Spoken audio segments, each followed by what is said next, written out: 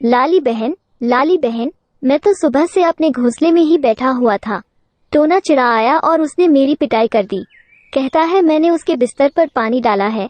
कबूतर भैया, कोई तीसरा है जो तुम में लड़ाई कराना चाहता है, लेकिन तुम टेंशन मत लो, जल्दी ही उसका नाम सामने आ जाएगा, फिर उसको अच्छा सबक सिखाऊंगा। लली बहन, मुझे आप पर पूरा भरोसा है। अगले दिन सुबह होते ही गोरी कवि हरियाली चिड़िया के घोंसले में पहुंच जाती है। जल्दी से इस हरियाली चिड़िया का अंडा पी जाती हूँ। बड़ा ही स्वादिष्ट अंडा था, खाते ही शरीर में ताकत सी आ गई है। कुछ देर बाद हरियाली चिड़िया अपने घोंसले में आती है। मेरा अंडा कहाँ गया?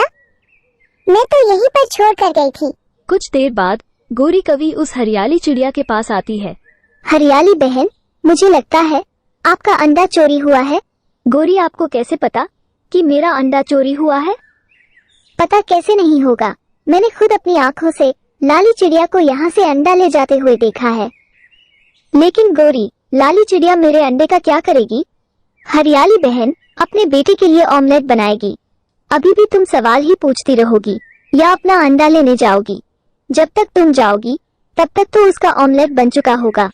आज तो मेरी मुर्गी ने बहुत बड़ा अंडा दिया है, इसका ऑमलेट बनाकर अपने बेटे को खिलाऊंगी। चोर लाली चिड़िया, तुम चोर हो, मेरा अंडा चुरा कर लाई हो।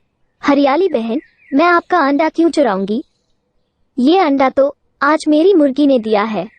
तुम झूठ बोल रही हो, ये अंडा मेरा है, तुमने मेरे घोंसले से चुराया है, मुझे अभी अभी गोरी ने बताया है। अच्छा, तो अब समझ में आया, ये सारा काम गोरी का है, वो हम पक्षियों में लड़ाई करवा रही है।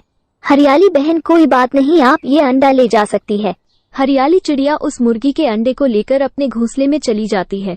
गोरी बहन, जंगल के उस पार पुरानी गुफा के पास जब मैं दाना चुनने के लिए गई थी तो मैंने वहाँ पर 2 अंडे देखे।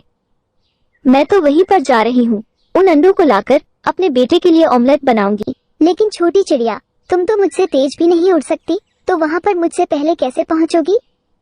ये कहकर गोरी जल्दी से उड़ती हुई जंगल की तरफ निकल जाती है। अब आएगा मजा, बहुत हम पक्षियों में लड़ाई करवाती थी। पहुँच गई, उस छोटी चिड़िया से पहले पहुँच गई। अब ये अंडे मेरे हैं, इनको मैं खाऊंगी। वो दोनों अंडे शिकारी उल्लू के थे।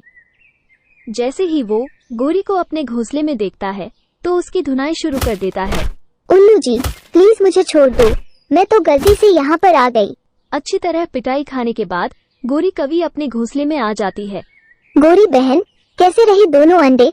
तुम्हारे चेहरे को देखकर ऐसा लगता है बड़े ही स्वादिष्ट रहे होंगे।